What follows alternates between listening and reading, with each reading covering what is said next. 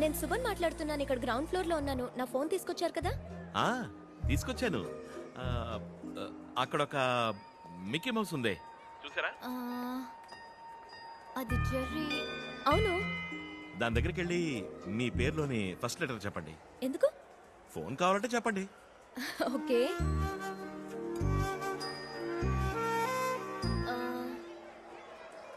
Yes. నా పేరులోని first letter S.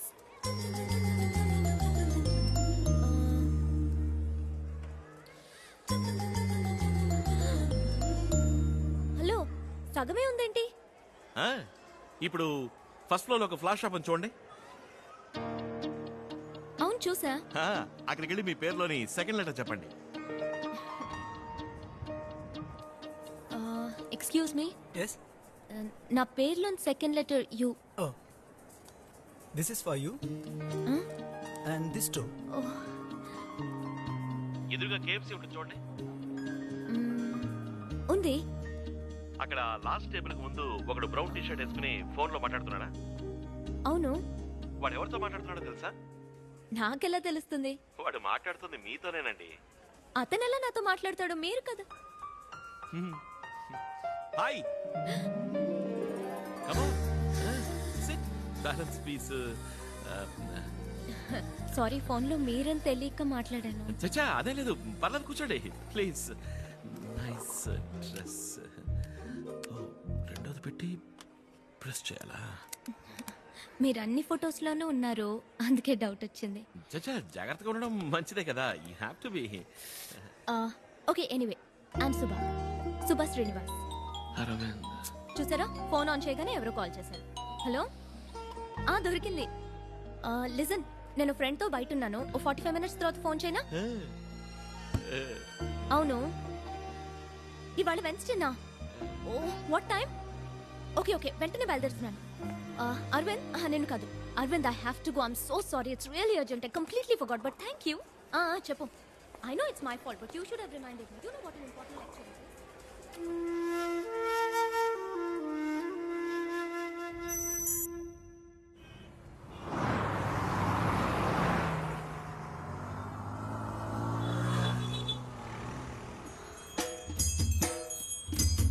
Hey.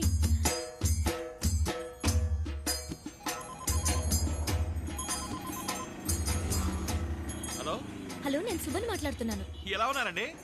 ఏంటి ఏనుగు మీద ఊరేగుతూ వస్తున్నారు? ఎక్కడున్నారు? మీకెలా తెలుసు? మీ పక్కన బ్రిడ్జ్ ఉంది, చూసారా?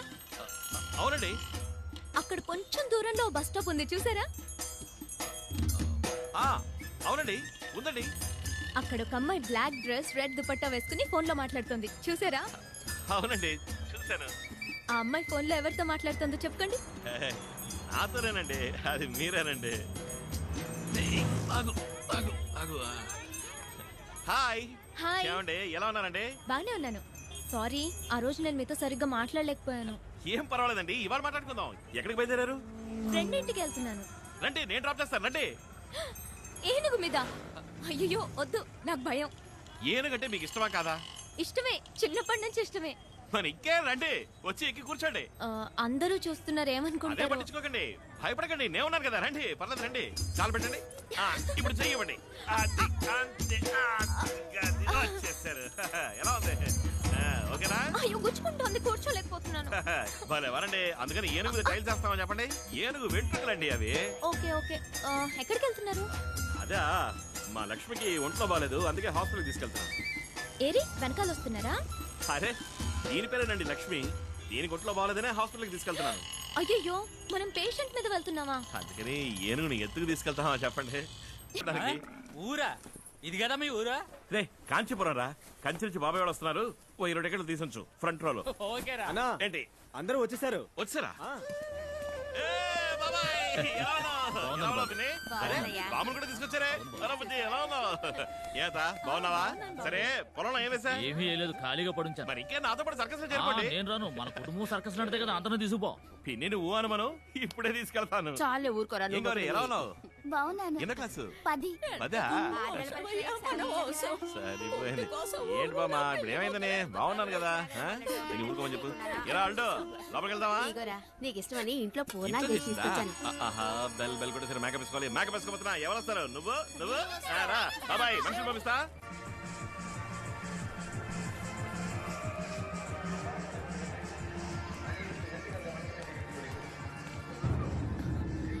చూడండి బిడ్డ తెచ్చిన తినేలో బెల్లు కొట్టేశారు. వీళ్ళని తీసుకుపోయాడు. మీరు ఒకసారి ఇంతే, నువ్వు ఊరికే నష్టపెట్టుకో. ఏమ్మా అమ్మా ఇదిగో నేనేనమ్మా, ఇదిగో అమ్మా. హలో హలో, మిమ్మల్నేనండి పిలుస్తున్నా, చూడండి. నేనేనమ్మా, ఎవరినబ్బా? గుర్తున్నావా? ఎవరు మీరు? ఏమ్మా మేము గుర్తురాలేదా? నువ్వు 2 ఏళ్ల క్రితం మా ఊరికొచ్చావు. బోధిధర్మ వంశం వాళ్ళందరినీ విచారించిపోయావు. అది నేను కాదే. ఏటండి పిల్లెట్టంటది? ఏం మీకు కూడా గుర్తురాలేదా? లేదే. మన ఇంటికి వచ్చి మనందరికి రక్త పరీక్షలు చేసింది కదా, మన వంశం గురించి కూడా అడిగినే. అవును, అమ్మాయి కొంచెం లావుగా ఉన్నట్టుందే. ఊరుకండి చాలుగానే. ఏమ్మా మా ఇంటికి వచ్చి మా అరవింద్ గురించి ఎన్నో వివరాలు అడిగితే మీరేమంటున్నారో నాకు అర్థం కావట్లేదు. అరవింద్ ఎవరో నాకు తెలీదు. ఏదో కన్ఫ్యూజ్ అయినట్టున్నారు. Sorry, excuse me. ఏటండి ఈ పిల్ల ఇట్టా చెప్పి వెళ్తుంది? నాకు ఈ అమ్మాయిని ఇంతకు ముందు చూసినట్టుంది వదినా. ఆ, ఆ.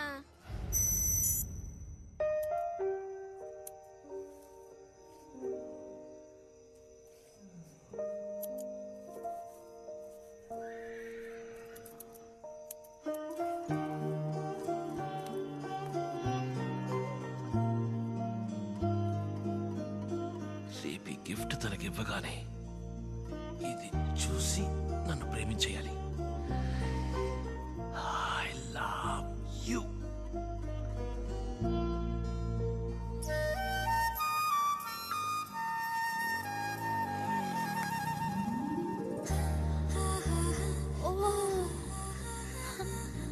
Wow, it's so nice. ఇది నేను చేశాను. నిజంగానా? మీకు ఇవి చేయడం కూడా తెలుసా? వావ్. ఏం రాసిందో చదివి చూసి I love you. Oh, thank you. I love you too. నా ఫ్రెండ్ మాలతికి డాల్స్ అంటే మహా ఇష్టం. దానికి కూడా ఒకటి చేసి ఉండొచ్చు కదా. ఇప్పుడు దీన్ని చూస్తే లాక్కుపోతుంది. నెక్స్ట్ టైం దానికి ఒకటి చేసేవ్వండి, okay? But thank you so much, it's lovely. Thank you. సరే, నేను బయలుదేరుతున్నాను. మీరు వస్తారా? నేను వస్తారా? కమ్.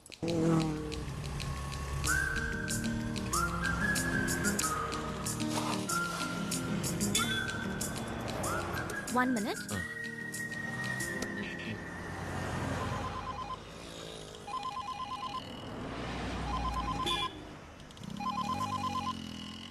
ఏరా గిఫ్ట్ ఇచ్చావా? ఇచ్చాను. సూపర్ సూపర్ రే, అరవింద్ గిఫ్ట్ ఇచ్చాడు రా. ఏముంది? ఐ లవ్ యు టూ అంది. కంగ్రాచులేషన్స్. లేదురా, ఆ ఐ లవ్ యూ టూ లో ఏ ఫీలు లేదురా. చూసావా, మాట్లాడేవన్నట్టు వెళ్ళిపోయిందిరా. ఇప్పుడు అమ్మాయిలు ఏం మాట్లాడినా లవ్ యూ అనే. అబ్బ కొడుకుతోనూ ఐ లవ్ యూనే, అమ్మ కూతురుతోనూ ఐ లవ్ యూనే. అంతా టాటా బై బై మాదిరి అయిపోయి సిచ్యువేషన్ వేరే విధంగా మారుతోంది. ఇప్పుడు నేను ఏటీఎంలో ఉన్నాను, అతను బయట ఉన్నాడు. ఇవాళ ఐ లవ్ యూ అంటూ గిఫ్ట్ ఇచ్చాడు. ఏదో చెప్పి మేనేజ్ చేశాననుకో. ఏం చేద్దాం? జాగ్రత్త, మనకి ఇబ్బంది కలగకుండా విషయం చెప్పు. గుర్తుపెట్టుకో, అతను మనకు అవసరం. కేర్ఫుల్గా హ్యాండిల్ చేయి. అసలు క్యాబ్ కూడా ఇవ్వదురా, ఏం చేయమంటావు? Okay okay, I call you later. By. వస్తుంది, తర్వాత మాట్లాడతా. వెళ్దామా?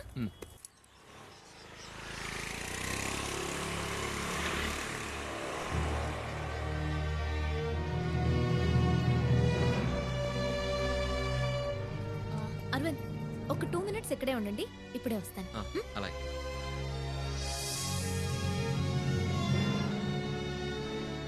Hi uncle. రామా శుభ, నీకోసమే వెయిట్ చేస్తున్నాను. ఓకే, తీసుకొచ్చావా?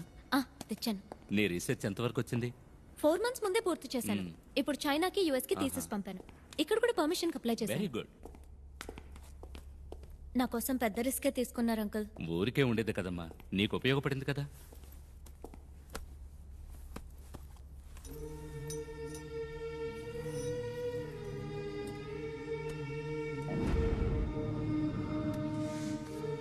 ఇన్స్పెక్షన్ రేపు, ఈ లో పెట్టేస్తే ఏ ప్రాబ్లం ఉండదు. ఓకే.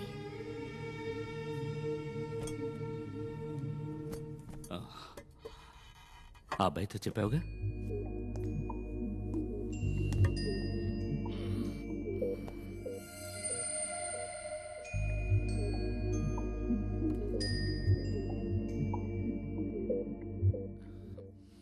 హాయ్.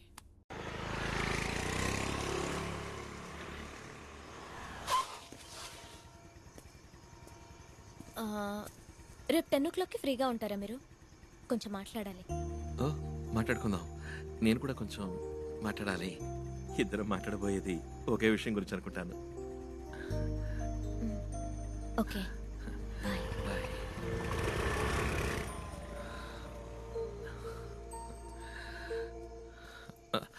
బాబాయ్. రై ఎవరు అమ్మాయి? చూసారా, నాకు బాగా పిలుస్తాను ఉండండి. రై ఆగరా. ఆ అమ్మాయి నీకు ఎప్పటి నుంచి తెలుసు? అది 2.5 నెలలుగా తెలుసు. 2.5 నెలలుగా? తను సంవత్సరంన్నరగా నీకోసం చదువుతాను తెలుసా నీకు? చాచా, ఏదో పరిశోధన కోసం కోతి కావాలని వచ్చింది. అప్పుడే ఫస్ట్ టైం చూశాను. తను కోతిని పరిశోధించడానికి అది వచ్చింది, నిన్ను పరిశోధించడానికి. తను సంవత్సరాల క్రితమే మన ఊరికి వచ్చి బోధిధర్మ వంశం వాళ్ళు ఎవరని అడిగి మన బంధువులందరికీ రక్త పరీక్ష చేసింది. బోధిధర్మ చిత్రపటాన్ని, నీ ఫోటోని తేరిపారు చూసి నీ పేరేంటి, నువ్వేం చేస్తుంటావని నన్ను అడిగింది. ఎన్నాళ్ళ తర్వాత మళ్ళీ ఆ అమ్మాయిని ఇక్కడ చూశాను. పైగా ఏమీ ఎరగనట్టు నటించింది. నువ్వు అసలు తెలియవంది. మీ పిన్ని అప్పుడే చెప్పింది, నేనే నమ్మలేదు. ఇప్పుడేమో నిన్ను దించి టాడా చెప్పాల్సిందే.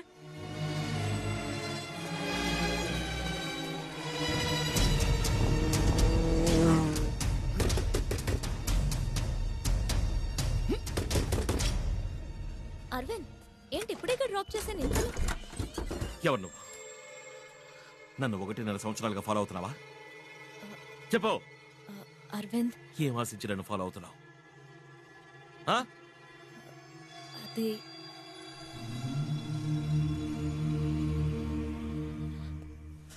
అరవింద్, అరవింద్ అది కాదు, నా మాట.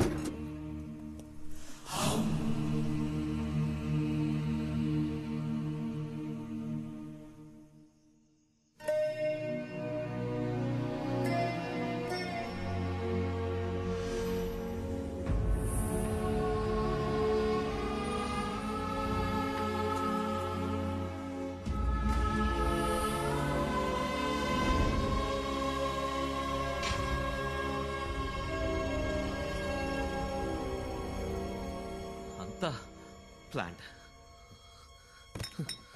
పథకం ప్రకారం మోసం చేశావు. అరవింద్, రేపు నేను నీతో మాట్లాడతానన్న దేని గురించే. నేను ఒక పరిశోధన చేస్తున్నాను. పిచ్చి వాళ్ళు అన్నీ నమ్మేశాను. తను నీ వెనకాల తిరుగుతోంది ఏంట్రా అని అందరూ అడిగారు. ఈ పురకి ఎక్కి చావలా. అబద్ధం, అంతా అబద్ధం. ప్రాణాలతోనే నన్ను పోస్ట్ మార్టం చేశావు. నేను ముందే చెప్పాలని ప్రయత్నించాను అరవింద్. ఎందుకు చెప్పాలి? ఈ ఎలకి కుందేలకి కారణాలు చెప్తున్నావా ఏంటి? నేను 2వ రోజే చెప్దాం అనుకున్నాను, కానీ నువ్వే లవ్ అది ఇది అనుకుని కన్ఫ్యూజ్ అయ్యావు. నేను లవ్ చేయట్లేదని చెప్తే ఎక్కడ నువ్వు ఈ పరిశోధనకు ఒప్పుకోవనని భయపడి చెప్పడం ఎలాగా అని ఆలోచిస్తున్నాను. షేక్ హ్యాండ్ ఇస్తేనే లవ్ అని నువ్వు అనుకుంటే దానికి నన్నేం చేయమంటావు? మాట్లాడకు. నన్ను వెతుకుంటూ వచ్చింది నువ్వు. నీ పనవ్వాలంటే ఏవైనా చేస్తావు, ఏం కావాలన్నా ఇస్తావు. వద్దరవింద్, నువ్వు అన్నదానిలో వేరే అర్థం వస్తుంది. అన్న అర్థాలు రావాలని అన్నాను. ఆడపిల్లలతో మసలుకోకపోవడం నీ తప్పు. పుట్టిననాటి నుంచి ఏనుగు, ఒంటె, సింహం లాంటి మృగాలతో పెరిగిన నీకు ఓ ఆడపిల్ల నవ్వుతూ మాట్లాడినా లవ్వనే అనిపిస్తుంది. అవును, లవ్వనే అనిపించింది. నువ్వన్న ఏ మృగమో నన్ను చూసి నవ్వను లేదు, నటించడం లేదు. నువ్వు నవ్వావు, నవ్వాను. నువ్వు చేసినది తప్పు కాదు, నేను లవ్ చేయడం మాత్రం తప్పు కాదు. అవును, లవ్ తప్ప ఇంకేం తెలుసు నీకు? పోయి చెత్త కుప్పలో పడే నీ లవ్వు.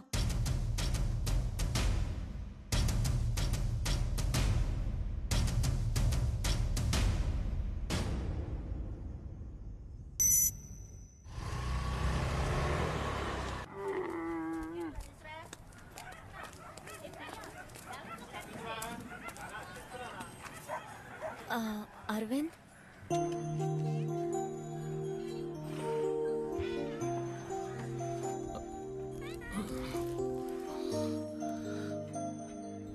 నన్ను వదలవా నువ్వు? వదులుకోలేను. ఏమా అన్యాయం అమ్మా ఇది. ఈ రాత్రి అంతా నిద్రపోలేదు. ఈ ఊరు వచ్చినప్పుడు నుంచి ఇలా పిచ్చోళ్ళగా అయిపోయాడు. నాతో 1 hour వస్తావా? ఇట్టరమ్మనే తీసుకెళ్లి నట్టుట వదిలేసావు. మా అరవింద్కి ఏందమ్మా లోటు? నువ్వు మాట్లాడకో. ప్లీజ్ 1 గంట నాతో బయటికి రా. రే వెళ్ళిరారా. మీరెళ్ళి బండి దగ్గర ఉండండి, నేను పంపుతాను.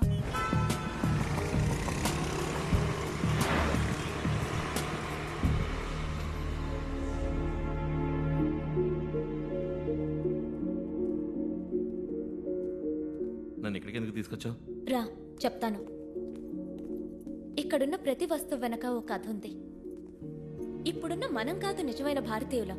కొన్ని వేల సంవత్సరాలకు పూర్వం శౌర్యాన్ని, నాగరికతని ఈ లోకానికి నేర్పించారే, వాళ్లే నిజమైన భారతీయులు.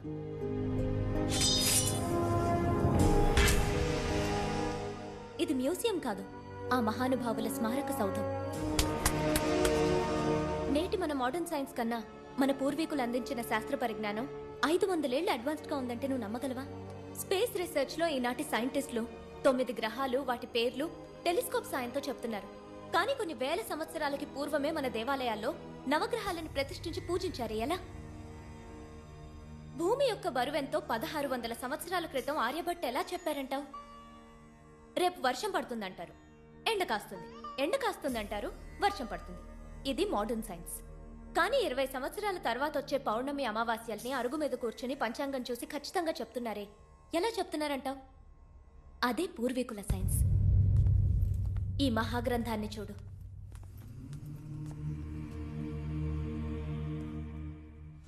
ఈ గ్రంథానికి నాకు ఏ సంబంధం లేదు, కానీ నీకు ఈ గ్రంథానికి సంబంధం ఉంది. దీన్ని రచించింది ఎవరో చెప్పనా? The great master Bodhidharma. మన భారతీయుడు. ఆయన మరో బుద్ధుడని అంటారు ఓషో.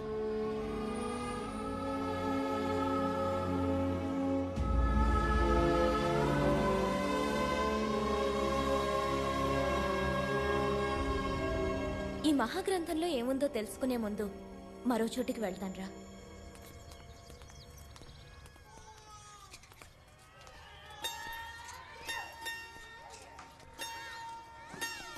ఈ పిల్లల్ని చూడు, అందరికీ క్యాన్సర్. 6 ఏళ్ళు 7 ఏళ్ల వాళ్ళకి క్యాన్సర్. ఏం తప్పు చేశారని? సిగరెట్ తాగారా, లేక పాన్ పరాగ్ తిన్నారా? ఇంత చిన్న వయసులో వీళ్ళకి ఎందుకు ఈ వ్యాధి?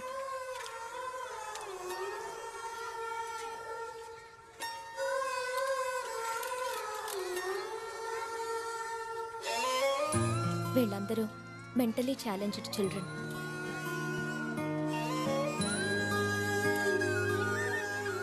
పిల్లలందరూ సంతోషంగా స్కూల్కి వెళ్తున్నప్పుడు వీళ్ళు మాత్రం ప్రాణాలకు పోరాడుతున్నారే, దీనికి కారణం ఏమంటావు? జెనెటిక్ డిసార్డర్, జన్యు సంబంధిత లోపం.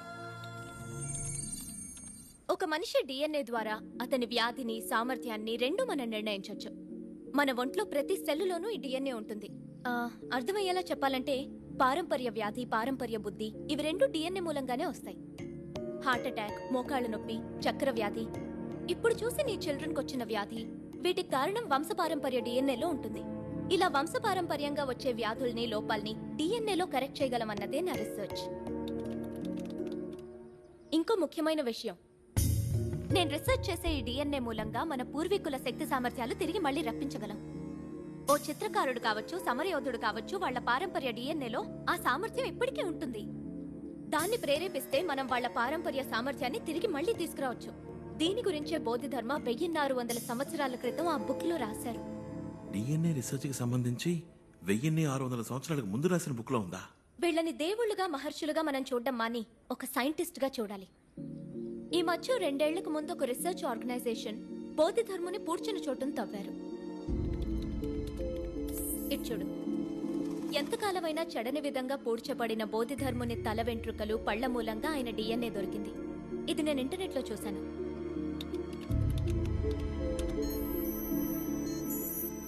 ఇది బోధిధర్ముని డిఎన్ఏ. బోధిధర్మ వంశానికి చెందిన వాళ్ళు మీ బంధువులు ఇప్పటికీ కాంచీపురం పరిసరాల్లో ఉన్నారని నేను తెలుసుకున్నాను. వాళ్ళ కోసం నేను బయలుదేరాను.